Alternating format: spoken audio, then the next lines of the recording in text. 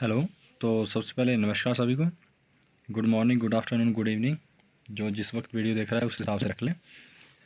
तो आज हम बात करेंगे शेयर मार्केट और गोल्ड के ऊपर। एक कंबाइंड टॉपिक होगा जिससे आपको ये पता चल सके कि कब जो है शेयर मार्केट के प्राइस ऊपर जाएंगे, कब गोल्ड के प्राइस ऊपर जाएंगे। ये ओवरऑल एक सम अप वीडियो है। मतलब इसमें आपको एक ओवरऑल कंप्लीट आइडिया जो समरी टाइप का होता है वो आ जाएगा कि गोल्ड के प्राइस कब ऊपर जाएंगे या शेयर मार्केट कब नीचे आएगा, गोल्ड के प्राइस कब नीचे आएंगे। तो सबसे पहले बात करते हैं कोरोना या फिर ऐसी जैसे कोई इमरजेंसी आती है, फाइनेंशियल इमरजेंसी किसी भी देश के ऊपर, जैसे अभी पूरी दुनिया के ऊपर आई है। तो अभी हम बात करेंगे कि ऐसी सिचुएशन में गवर्नमेंट करती क्या है। तो इन सिचुएशन के अंदर गवर्नमेंट के पास दो तरीके होते हैं इन सिचुएशन से निपटने के। पहला, वो करेंसी प्रिंट करते हैं, मतलब और ज़्यादा पैसा प्रिंट करते हैं जिससे देश को एक सपोर्ट मिल सके। जैसे इंडिया ने पीछे 3 लाख करोड़ का पैकेज निकाला, एक राहत पैकेज कंपनीज़ के लिए। तो वो 3 लाख करोड़ कहाँ से आएंगे? वो कहीं सरकार या हमारी जेब से निकाल के थोड़ा ना देगी किसी को। वो सारा पैसा प्रिंट ही होगा। वो कंप्यूटर में बस एक अमाउंट डालते हैं कि इतना अमाउंट जो है वो क्रिएट हो गया, बस हो गया। उसके लिए प्रिंट करने की ज़रूरत भी नहीं है। रिजर्व बैंक सीधा एक अमाउंट डालता है कंप्यूटर के अंदर कि इतना पैसा और सिस्टम के अंदर डाल दिया गया है, पता नहीं कहाँ से आया। वो एक्सप्लेन करने की उन्हें ज़रूरत नहीं होती। दूसरा जो तरीका होता है वो होता है कि इंटरेस्ट रेट को नीचे कर दो, डाउन करना इंटरेस्ट रेट को। जैसे हमारी रेपो रेट है इस टाइम 4% के आसपास है। तो रेपो रेट को कम करने का नुकसान ये है कि जो आपका एफडी या बॉन्ड के ऊपर जो इंटरेस्ट मिल रहा है ना आपको, या डेब्ट सेगमेंट में जितने भी आपको जो इंटरेस्ट है वो कम हो जाता है। जैसे पहले आपको एफडी के ऊपर 7 या 9% का इंटरेस्ट मिल रहा था, तो अगर आप अभी बैंक के अंदर जाएंगे तो आपको हार्डली 5 या 5.5% का रिटर्न मिलेगा। अगर सीनियर सिटीज़न है तो बात अलग है, उनके लिए ये चेंज नहीं होता है, जितना है उतना ही रहेगा। लेकिन होता ये है कि सरकार दो स्टेप उठाएगी जब इस तरह की कोई फाइनेंशियल इमरजेंसी किसी भी देश के ऊपर आएगी। जैसे अभी पूरी दुनिया के ऊपर आई है तो सरकार ने दो स्टेप उठाए। सबसे पहला, रेपो रेट कम करो या फिर इंटरेस्ट रेट को कम करो, और दूसरा, करेंसी को प्रिंट करो ताकि लोगों को देने के लिए हमारे पास कुछ हो। जैसे उन्होंने कंपनीज़ को पैसे दिए तो वही करेंसी प्रिंट हुई, सिस्टम में नई करेंसी डाली गई, तभी कंपनीज़ को पैसे दिए गए हैं। तो अभी हम बात करेंगे कि शेयर मार्केट कैसे अप डाउन होता है। इसकी वजह से होता ऐसा है कि शेयर मार्केट चलता है पहला जीडीपी, दूसरा सेंटीमेंटल के ऊपर कि लोगों का क्या सेंटीमेंट है उसके प्रति, चौथा कि आपके इंटरेस्ट रेट क्या हैं, किसी भी देश के इंटरेस्ट रेट क्या है, उस हिसाब से शेयर मार्केट चलता है। जैसे अमेरिका और जापान की अगर हम बात करें या सभी फॉरेन कंट्रीज़ की करें जो डेवलप हो गई हैं, जैसे यूरोप में है, वहाँ की जो उन देशों की जीडीपी है वो 2% से बढ़ रही है पर ईयर। 2% से उनकी जीडीपी इंक्रीज़ कर रही है। लेकिन अगर हम बात करें इंडिया और चाइना की, तो हमारी जो जीडीपी है ना वो 7 से 9% के बीच में बढ़ रही है पर ईयर। तो इसलिए हमारा देश ज़्यादा बेहतर तरीके से ग्रो कर रहा है, उनका थोड़े कम तरीके से ग्रो कर रहा है। तो दूसरा फैक्टर जिसमें आता है शेयर मार्केट वाला, कि शेयर मार्केट ग्रो कैसे होता है। जैसा मैंने आपको बताया कि बाहर के देशों में ग्रोथ कम है, 2% की ग्रोथ है, और कुछ देश तो ऐसे हैं जैसे सिंगापुर हो गया, जापान हो गया, यहाँ पे नेगेटिव इंटरेस्ट रेट है। मीन्स टू से कि अगर आपने 100 रुपये अपने बैंक अकाउंट में जमा करवाए ना, तो आपको अगले साल 100 रुपये वापस नहीं मिलेंगे। जैसे हमारे यहाँ होता है कि 100 रुपये जमा करवा दिया, अगले साल आपके वो 100 रुपये 103 रुपये हो जाएंगे सेविंग अकाउंट के अंदर। लेकिन वहाँ उल्टा है, वहाँ पैसे कम हो जाते हैं, नेगेटिव इंटरेस्ट रेट है, सरकार पैसे काट लेगी आपके खाते से। तो इस तरह से वहाँ के जो लोग हैं वो अपना पैसा अपने देश में नहीं रखते, वो अपने पैसे को बाहर कहीं इन्वेस्ट करते हैं ताकि पैसा बढ़े, कम ना हो।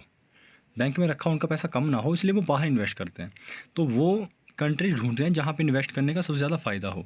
तो इस समय इंडिया और चाइना दो ऐसी कंट्रीज़ हैं जहाँ पे इन्वेस्टमेंट के ऊपर 7 या 8% का आपको जीडीपी ग्रोथ मिल रहा है। जब जीडीपी ग्रोथ ही 7 से 8% है तो जो उनके शेयर मार्केट है वो 15% तक रिटर्न ईजिली दे देते हैं। और अगर आप एक अच्छे से कंपनीज़ को सिलेक्ट करें तो आपको 20 से 30% तक का प्रॉफिट अच्छे से आ जाएगा। तो इंडिया के शेयर मार्केट के बढ़ने की एक मेन वजह है फॉरेन पोर्टफोलियो इन्वेस्टर, जिन्हें हम एफपीआई कहते हैं या एफआईआई भी कहते हैं संभव। तो इनमें होता क्या है कि बाहर के लोग जब पैसा हमारे देश में डालते हैं ना, तो हमारा जो शेयर मार्केट है वो फ्लो हो जाता है पैसे के मामले में, और फिर प्राइस बढ़ने लगते हैं। मतलब जैसे हमारा कोई शेयर प्राइस है 200 रुपये का, तो फॉरेन इन्वेस्टर आके उसे 202 में बाई करना शुरू करते हैं, और फिर इस तरह 204, 206 इस तरह प्राइस बढ़ते रहते हैं। तो यही होता है कि जब फॉरेन इन्वेस्टर किसी देश में आते हैं तो वहाँ की जो इकोनॉमी है या जो शेयर मार्केट है वो ग्रो होती है, क्योंकि पैसों का ओवरफ्लो ज़्यादा हो जाता है। जो करेंसी है, जो मनी है, उसका ओवरफ्लो हो जाता है, उस वजह से बढ़ जाता है उसका शेयर प्राइस का मार्केट। अब जब हमारा शेयर मार्केट डाउन हुआ तो उसकी मेन वजह थी कि इंडिया की जो करेंसी थी वो डीवैल्यू हुई थी। मीन्स टू से कि रघुराम राजन के टाइम पे हमारी जो करेंसी थी वो डॉलर के मुकाबले 69 रुपीज़ पे थी, फिर 62 63 के ऊपर आई, और एक टाइम ऐसा है जब 79 के ऊपर पहुंच गई हमारी करेंसी डॉलर के मुकाबले। तो होता ऐसा है कि जब करेंसी डीवैल्यू होती है, अब सपोज़ कीजिए कि हमारी करेंसी 75 रुपीज़ पर डॉलर के हिसाब से है, अगर हमारी करेंसी 100 रुपीज़ पर डॉलर के हिसाब से हो जाए तो जो फॉरेन इन्वेस्टर हैं उनको तो डायरेक्टली 25% का लॉस हो गया, क्योंकि उन्होंने अपने डॉलर बेच के इंडियन रुपीज़ को बाई किया। उस वक्त उन्होंने अपना $1 बेच के उनको 75 रुपये मिले, और अभी के समय अगर वो अपना डॉलर वापस लेने लगे तो उनको 100 रुपये जमा करवाने पड़ेंगे। तो चाहे उन्हें इंडिया के मार्केट में जितना मर्जी प्रॉफिट हुआ हो, लेकिन अगर हमारी करेंसी डी वैल्यू होगी ना तो उनको लॉस ही होगा। चाहे उनको 25% अगर इंटरेस्ट आ भी गया होगा ना, अगर हमारी करेंसी 25% डी वैल्यू हो जाती है तो उनको उतना लॉस है।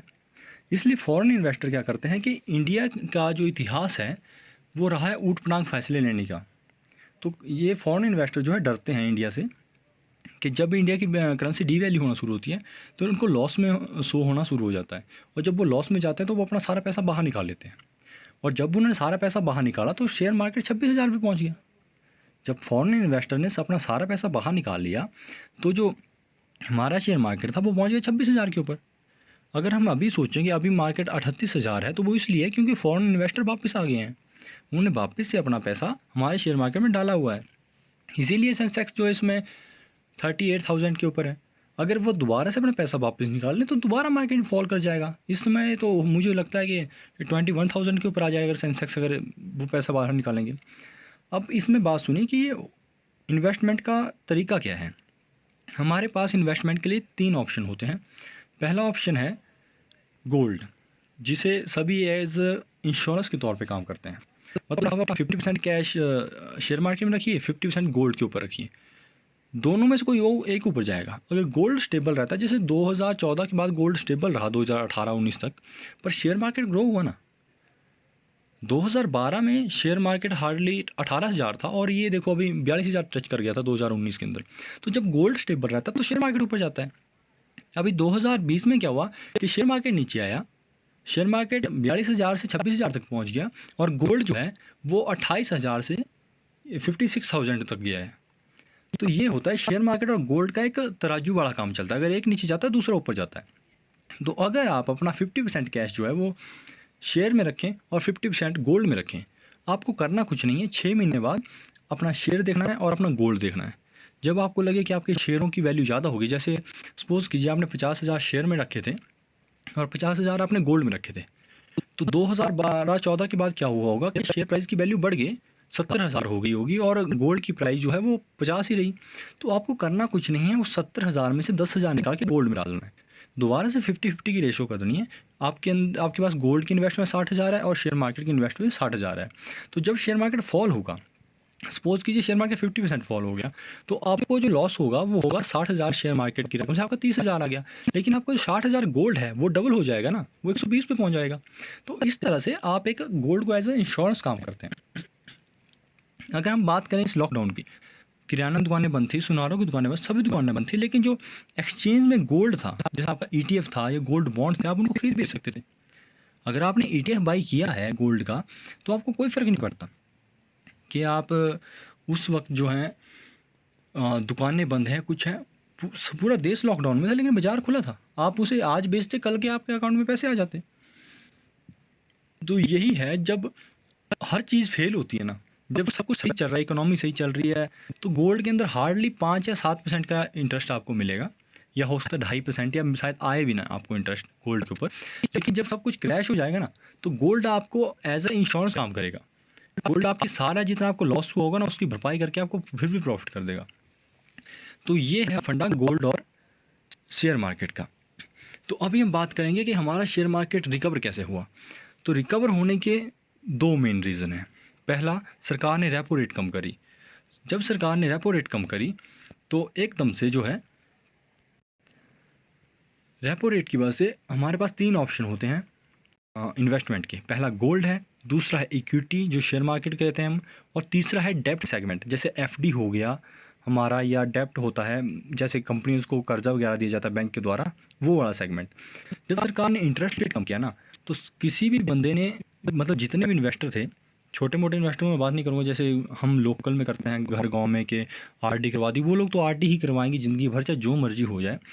पर जो एक इन्वेस्टर है जो बड़े पैसे के साथ ट्रेड करता है, वो उसने उस समय अपना जो जितना पैसा आरडी में था या डेब्ट में था, वो पैसा बाहर निकाल लिया। बाहर इसलिए निकाला क्योंकि उस वक्त उनका जो आरडी वाला काम था, जो उन्होंने अपना पैसा आरडी में लगाया था, उसके ऊपर कम इंटरेस्ट आ रहा था, और उस वक्त शेयर मार्केट और गोल्ड में ज़्यादा इंटरेस्ट आ रहा था। तो उन्होंने अपना वो डेब्ट वाला पैसा निकाला, क्योंकि सरकार ने वो इंटरेस्ट रेट कम कर दी। सरकार ने इसीलिए इंटरेस्ट रेट कम करी ताकि जो डेब्ट वाला सेगमेंट है वो खाली हो जाए, उससे पैसा बाहर निकले और शेयर मार्केट में जाए या फिर गोल्ड में जाए। गोल्ड जो है पहले से हाई टच कर गया था, आपका 50+ हो चुका था गोल्ड, और शेयर मार्केट आपका 26 या 30 हज़ार के ऊपर था। तो इन्वेस्टरों के पास सिर्फ एक ऑप्शन बचा, वो बचा शेयर मार्केट, कि वो सिर्फ शेयर मार्केट में लगाएंगे। और ये जो फॉरेन इन्वेस्टर हैं, ये एक जहाज़ के कौवे की तरह है। अब मैं आपको एक स्टोरी सुनाता हूँ, जहाज़ का कौवा या कबूतर क्या होता है। पुराने ज़माने में क्या होता था, जब समुद्री जहाज़ लेके कुछ लोग कहीं जाते थे, जैसे सेना जाती थी या कोई भी जाता था, तो वो अपने साथ कबूतर लेके जाते थे पिंजरे में बंद करके। जब उन्हें लगता कि वो समुद्र में भटक गए हैं, या उन्हें ऐसा लगता था कि हमारे आसपास कहीं ज़मीन होनी चाहिए, तो वो चारों दिशाओं में एक एक कबूतर छोड़ते थे। अब होता ये था कि उनके किसी एक दिशा में जो है ना वो ज़मीन है, तो जिस तरफ ज़मीन है उस तरफ वाला कबूतर जो था वो वापस लौट के नहीं आता था, क्योंकि बाकी तरफ तो समुंदर है। तो जो 3 कबूतर बाकी दिशाओं में छोड़े गए ना, वो वापस लौट के आ जाते थे, क्योंकि उन्हें ज़मीन नहीं मिलती थी। और जो कबूतर वापस नहीं आता था ना, तो वो समझ जाते थे कि उस तरफ जो है ज़मीन है कहीं पर। तो ये तरीका होता था उनका पता करने का अपना, भाई ज़मीन हमारी किस तरफ है। तो वही इन फॉरेन इन्वेस्टरों का चक्कर है। ये लोग जा तो सकते हैं इंडिया को छोड़ के कि हम चले जाएंगे छोड़ करके, लेकिन 1 या 2 महीने बाद ना ये फिर से वापस आ जाएंगे, क्योंकि इन्हें इंडिया से बेहतर इन्वेस्टमेंट कहीं भी नहीं मिल रही। अब बाकी देशों में नेगेटिव इंटरेस्ट रेट है, कहीं जगह पे 2% आपको मिल रहा है जीडीपी के ऊपर, यहाँ आपको 7 से 9% मिल रहा है, और आपको चाहिए क्या। पर फॉरेन इन्वेस्टर जो डरते हैं, वो डरते हैं करेंसी डी वैल्यू से। तो नेक्स्ट टाइम जब भी करेंसी डी वैल्यू होगी, तो समझ लेना कि मार्केट अगेन फॉल करेगा। जो 2019 में जब मार्केट 42,000 को टच करा था इलेक्शन के टाइम, तो उस वक्त सेंटिमेंटल जुड़ा हुआ था बाज़ार के साथ। हमारी जीडीपी 42,000 के सेंसेक्स को हैंडल करने के लायक नहीं थी उस वक्त भी, और अब तो हमारी जीडीपी का बेड़ा गर्क हो रखा है, और बाकी देशों का तो हमसे ज़्यादा बड़ा बेड़ा गर्क हुआ है। तो हम ये मान के चलें कि हमारी जीडीपी जो है इस समय 38,000 के सेंसेक्स को सस्टेन करने लायक नहीं है। तो अब मान के चलो कि ये जो सेंसेक्स है ये 31,000 तक वापस आएगा, जब, क्योंकि ये जो अपना शेयर मार्केट है ये चलता है जीडीपी के साथ, तो जीडीपी हमारी इसको संभालने लायक है नहीं। लेकिन ये जो शॉर्ट टर्म ट्रिक हैं, जैसे आप रेपो रेट कम कर दो, इंटरेस्ट रेट कम कर दो, यहाँ का पैसा उधर कर दो, कभी ना कभी तो आपको खोलना पड़ेगा ना डेब्ट सेगमेंट भी। आप रेपो रेट हर वक्त कम ही थोड़ा ना रखेंगे 4%। जैसे स्थिति सामान्य होगी, आप डेब्ट सेगमेंट का इंटरेस्ट रेट बढ़ाएंगे, आगे करेंगे 6% करेंगे, और जाहिर सी बात है पैसा उधर भी जाएगा। तो अभी के लिए इतना है कि जो शेयर मार्केट है वो ऑलमोस्ट हाई टच कर गया है, गोल्ड जो है वो हाई टच करके नीचे आ रहा है वापस। तो अगर हम ये सोच रहे हैं कि गोल्ड वापस लो आ जाएगा, तो ऐसा नहीं होने वाला। थोड़ी देर के लिए लो आएगा, लेकिन ये डेफिनेटली कम बैक करेगा, ऊपर जाएगा। और ऐसा भी नहीं है कि ये एकदम से ऊपर जाएगा, इसको थोड़ा टाइम लगेगा ऊपर जाने में, जैसे 1 साल या 2 साल, क्योंकि ऐसा नहीं है एकदम से कि आज 50,000 है कल 70 हो जाएगा या अगले महीने में 70,000 हो जाएगा, नहीं। ये धीरे धीरे ग्रो करता है। 50 होगा, 56 होगा, 56 से 60 जाएगा, दोबारा 55 पे आएगा, फिर दोबारा 60 पे जाएगा, 62 पे, फिर दोबारा बैक आएगा। ये इस तरह से अप एंड डाउन करता है, क्योंकि इस समय हालात ऐसे हैं कि शेयर मार्केट फुल हो रखा है, गोल्ड में थोड़ी अपॉर्चुनिटी बची है, और डेब्ट सेगमेंट में कोई जाना नहीं चाहता। तो जितना भी कैश का फ्लो है वो कहीं ना कहीं तो जाएगा। तो ये जितना भी कैश फ्लो है सारा गोल्ड में ट्रांसफ़र होगा, और इसके ज़्यादा चांसेस हैं कि ये दिसंबर 2020 जब अमेरिका के इलेक्शन होंगे उस वक्त आए, क्योंकि जब अमेरिका के इलेक्शन होंगे और सेंटिमेंटल जो है वो एक बिगड़ेगा, अगर ट्रंप जीते तो भी, अगर ना हार जाए तो भी, तो सेंटिमेंटली बिगड़ेगा। इसे सस्टेन करवाया जा रहा है ना मार्केट को, ये सस्टेन हट जाएगा पीछे। क्योंकि कोई भी बड़ा इन्वेस्टर जो है ना, वो अपने पैसे ऐसे नहीं लगा देना कहीं बड़ा कहीं भी कि भाई ठीक है मैं ऐसे पैसे डाल देता हूँ कि शेयर मार्केट में। ये सोच समझ के करते हैं कुछ। जीडीपी के साथ शेयर मार्केट मैच नहीं हो रहा है, जीडीपी के साथ से शेयर मार्केट नीचे आएगा। लोगों की नौकरियां गई हैं, लोगों के पास पैसे नहीं है, सैलरी कट हो रही है, लोगों की कंजप्शन पावर कम हो गई है। अब पूरे इंडिया में सबके पास सरकारी नौकरी तो है नहीं कि कुछ जा ही नहीं रहा है। इनफैक्ट सरकारी नौकरी वालों के भी सैलरी कट हो रहे हैं, लेकिन जो प्राइवेट सेक्टर उनकी ज़्यादा सैलरी कट हो रही है। तो जैसे ही सैलरी कट से कंजप्शन पावर कम होगी, लोग खरीदारी कम करेंगे, जीडीपी ऑलमोस्ट कम हो जाएगी, अपने आप कम आएगी। और जब जीडीपी कम आएगी तो ये जो कंपनियां मैन्युफैक्चरिंग कर रही हैं ये भी कम होगा। एक दो कंपनीज या कुछ एक सेक्टर है जो है वो ब्लूम करते रहेंगे। जैसे आईटी सेक्टर है, ये नीचे नहीं आता। एफएमसीजी सेक्टर है, खाने पीने की चीज़ों सेक्टर है, ये थोड़ा सा नीचे आता है पर पूरा नीचे नहीं आता। लेकिन जैसे फैशन सेक्टर हो गया, टूरिज़्म हो गया, ये तो क्रैश ही हो जाएंगे। क्योंकि लोगों के पास इतना पैसा नहीं है कि वो फ्री में घूमें कहीं पे, या इतना पैसा रहा ही नहीं है कि वो कुछ करें। तो होने ये वाला है कि गोल्ड के जो प्राइस हैं आने वाले टाइम में बढ़ने वाले हैं। अगर आपको ऐसा लग रहा है कि अब गोल्ड के प्राइस नीचे आ गए, नीचे ही आ जाएंगे, ऐसा नहीं होने वाला। गोल्ड के प्राइस चलते हैं करेंसी के छापने के ऊपर, और वो लॉकडाउन में अच्छे खासी तरह से छापी है। चाहे अमेरिका की बात करें, इंडिया की बात करें, दूसरी कंट्रीज़ की बात करें, सब ने अपने अपने सिस्टम में और ज़्यादा करेंसी पैदा करी है। इनका कोई काम नहीं है, ये सिर्फ कंप्यूटर में एक अमाउंट डालेंगे कि इतने लाख करोड़ जो हैं वो और पैदा कर दिए गए हैं नए। भगवान जाने वो कहाँ से आए, कोई नहीं जानता। अब जिस समय नरेंद्र मोदी ने कहा कि हम इतने करोड़ का, 3 लाख करोड़ का एक पैकेज ला रहे हैं कंपनियों के लिए, वो 3 लाख करोड़ आएगा कहाँ से भाई? आप मेरे को बताओ, पूरी जीडीपी का 10% आप कहाँ से ला रहे रकम? ये कुछ नहीं कर रहे, सिंपल उस पैसे को पैदा कर रहे हैं, सिस्टम में जनरेट कर रहे हैं, उस पैसे को कंप्यूटर में डाल दिया कि इतने लाख करोड़ पैदा हो गया, ठीक है, इतना उसको दो, इतना उसको दो, मार किसको पड़ेगी? इन्फ्लेशन के तौर पर हमें पड़ेगी। तो बात ऐसी है कि इकोनॉमी चलाने की ऐसा करना पड़ता है। सरकार अपनी जगह मजबूर है, अगर वो ऐसा नहीं करेगी देश क्रैश हो जाएगा। लेकिन हमें जो एक बात सोचनी है वो ये कि हम इन्वेस्टमेंट कहाँ करें। इस समय ना शेयर मार्केट में इन्वेस्ट करने की अपॉर्चुनिटी ढंग की बन रही है, ना बॉन्ड सेगमेंट में जा सकते हैं, डेब्ट सेगमेंट में जा सकते हैं। तो हमारे पास एक ऑप्शन बचता है गोल्ड। हो सकता है आप आज गोल्ड बाई करें, 2 महीने बाद गोल्ड 2000 रुपये नीचे आ जाए। लेकिन आप ये देखिए कि गोल्ड कितना नीचे आ सकता है। हो सकता है 2000 नीचे आए, 3000 नीचे आए, लेकिन ये सोचो कि ऊपर कितना जा सकता है। जब आप सोचते हैं तो आप देखते हैं कि गोल्ड अगर नीचे आए तो 2 या 3000 नीचे आएगा, और ऊपर जाएगा तो 20 या 30 हज़ार की बात खड़ी होगी। तो बात ऐसी है कि हमें जो इन्वेस्टमेंट है वो इस पर्पज़ से करनी चाहिए। तो ओवरऑल समरी ये है कि जो हमारा शेयर मार्केट है वो बढ़ता है फर्स्ट हमारी रेपो रेट की वजह से। अगर रेपो रेट हाई होगी तो जाहिर सी बात है इन्वेस्टमेंट के लिए एक नया सेगमेंट क्रिएट हो जाएगा, डेब्ट सेगमेंट। लोग पैसा उसमें फेंकेंगे। अभी हमारे पास सिर्फ 2 सेगमेंट है, गोल्ड और इक्विटी, क्योंकि तीसरे में रिटर्न नहीं आ रहा इसलिए लोग वहाँ पैसे नहीं फेंक रहे। पहला पॉइंट ये है कि हमें ये देखना कि इंटरेस्ट रेट कहाँ काम कर रही है। दूसरा, हमें ये चेक करना है कि एफआईआईज़ क्या कर रहे हैं।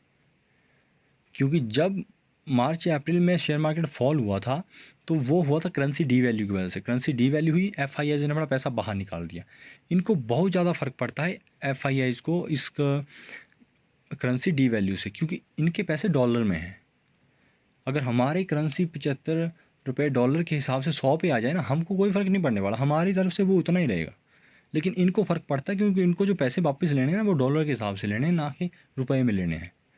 तो हम लोगों को इतना फ़र्क नहीं पड़ता। लेकिन जब एफआईआईज़ पैसा बाहर निकालेंगे ना, इनके पास ढेर सारा पैसा है। ढेर सारा पैसा इसलिए है क्योंकि दुनिया भर के लगभग सभी विकसित देश, उनके पास जो है या तो नेगेटिव इंटरेस्ट रेट है या इंटरेस्ट रेट बहुत ही कम है। वो अपने यहाँ पे इन्वेस्ट करते नहीं, वो करते हैं इंडिया में इन्वेस्ट। तो जब वो इंडिया में इन्वेस्ट करते हैं ना, जब वो पैसा अपना बाहर खींचेंगे तो शेयर मार्केट फॉल होगा। और जब शेयर मार्केट फॉल होगा तो ऐसा तो है नहीं कि वो अपना पैसा निकाल के अपने पास रख लेंगे, उन्हें घूम फिर के तो आना हमारे पास ही है। तो जब कभी मार्केट फॉल हो या सेंसेक्स इस तरह नीचे जाए, या एफआईआईज़ की बिकवाली की वजह से ये सब हो कि सेंसेक्स नीचे जा रहा है, शेयर मार्केट नीचे जा रहा है, तो उस वक्त एक ऑप्शन क्रिएट होता है कि हमें सिर्फ बाइंग करनी है।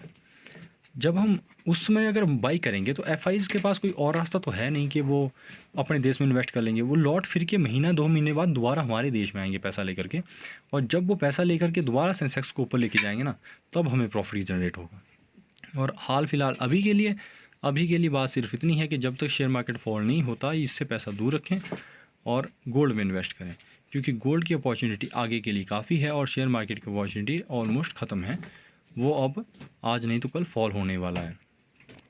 तो इसमें हम एक और टॉपिक भी अगर बात करें कि शेयर मार्केट के फॉल होने के चांसेस कितने हैं, तो इसके जो एक चांसेस बन रहा है वो दिसंबर का ही बन रहा है कि दिसंबर में जैसे ही अमेरिका के इलेक्शन होंगे, क्योंकि अभी जो हमारा शेयर मार्केट है ना, सेंसेक्स है, वो बेबुनियाद खड़ा है, मतलब वो हवा में टिका हुआ है, उसके नीचे कोई बुनियाद नहीं है। वैसे अमेरिका का है, वो ऊपर हवा में तैर रहा है, नीचे कोई बुनियाद नहीं है।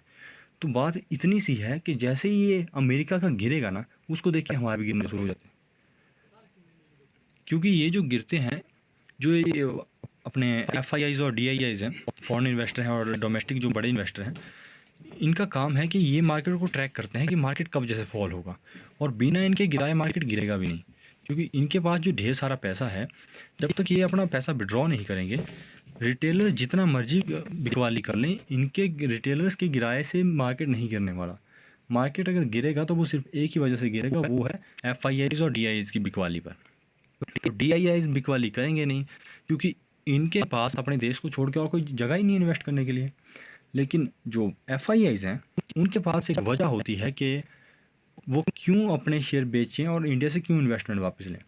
नेक्स्ट टाइम जब भी बिकवाली का दौर आएगा, मीन्स टू से कि करेंसी का डी वैल्यू होगा, हमारी करेंसी का डी वैल्यू होगा, उस वक्त जो है जो FIIs हैं वो अपना शेयर, जितने भी उनके वो शेयर होंगे, इन्वेस्टमेंट होगी, वो अपनी वापस लेंगे, मार्केट फॉल होगा, और उसके बाद अगेन आपको उस वक्त बाइंग करनी है।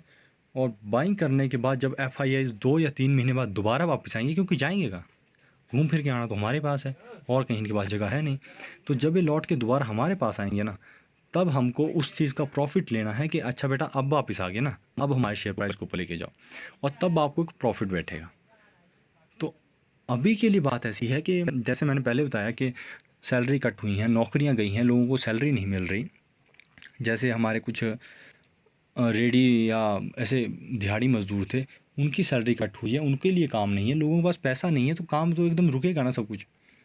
तो वही बात है कि GDP नीचे आएगी, लोगों की कंजप्शन पावर कम हुई है, लोगों के पास पैसा नहीं है, और जब लोगों के पास पैसा नहीं है, कंजप्शन पावर कम है, तो GDP तो नीचे आएगी। कंपनी जितना मर्जी सामान मैन्युफैक्चर कर ले, जब खरीदने वाला कोई नहीं है तो उस सामान का करेंगे क्या, उनको प्रॉफिट तो कहीं से आएगा नहीं। कुछ एक सेक्टर ग्रो करते रहेंगे, वो अलग बात है, लेकिन एक ओवरऑल अगर हम GDP का देखें तो वो नीचे आएगी, और उसकी वजह से शेयर मार्केट भी नीचे आना चाहिए। तो आज की वीडियो के लिए इतना ही। उम्मीद है कि आपको अच्छे समझ आया होगा कि गोल्ड के प्राइस क्यों ऊपर जाते हैं और क्यों ऊपर जा रहे हैं, शेयर मार्केट और गोल्ड के बीच में क्या रिलेशन है, कौन ऊपर जाता है तो दूसरा क्यों नीचे आता है, और शेयर मार्केट जो है कब नीचे आएगा, नीचे आने का रीज़न क्या है। मेनली नीचे आने का मेनली रीज़न यही है कि FIIs बिकवाली करेंगे, क्योंकि जब ये लोग बिकवाली करेंगे तभी कुछ होगा, और ये बिकवाली इसलिए करेंगे क्योंकि जब करेंसी हमारी डी वैल्यू होगी, जब इंडिया की करेंसी डी वैल्यू अगर नहीं होती है तो चांसेस कम है कि शेयर मार्केट नीचे आए। लेकिन हाल के लिए शेयर मार्केट बहुत ज़्यादा ओवर प्राइस है, हमारा सेंसेक्स ओवर प्राइस है, मतलब लोग जो हैं सेम उतना ही पैसा पे कर रहे हैं जितना कोरोना से पहले कर रहे थे। और इन 3 महीनों में जितना सत्यानाश कंपनी को पिटा है ना, इतना इसको रिकवर करने में ना 3 साल लग जाएंगे कंपनी को। बिगड़ने में 3 महीने लगे और बढ़ने में 3 साल लग जाएंगे। टूरिज़्म इंडस्ट्री का बेड़ा गर्क है, फैशन इंडस्ट्री का बेड़ा गर्क हो रखा है, तो GDP कहीं ना कहीं कम आएगी। बाकी रही बात खाने पीने के सामानों की, तो वो तो लोग खाना खाएंगे, भूखा कोई नहीं मरेगा, ज़िंदगी है ये चलती रहती है। और बात है अगर आपकी म्यूचुअल फंड की, तो आप इसमें पैसा लगाते रहिए, जैसे मार्केट नीचे आए तो और ज़्यादा पैसा लगाइए। अगर आप म्यूचुअल फंड में सिप लगा रहे हैं तो लगाते रहिए, और जैसे मार्केट नीचे फॉल करे ना, आप दुगना अपनी सिप को बढ़ा दीजिए, दुगने से तिगुना जितना पैसा आपके पास हो उतना डालिए, क्योंकि वो आपको एक अच्छा रिटर्न देंगे इन फ्यूचर। तो आज के लिए इतना ही, मिलते हैं नेक्स्ट वीडियो में।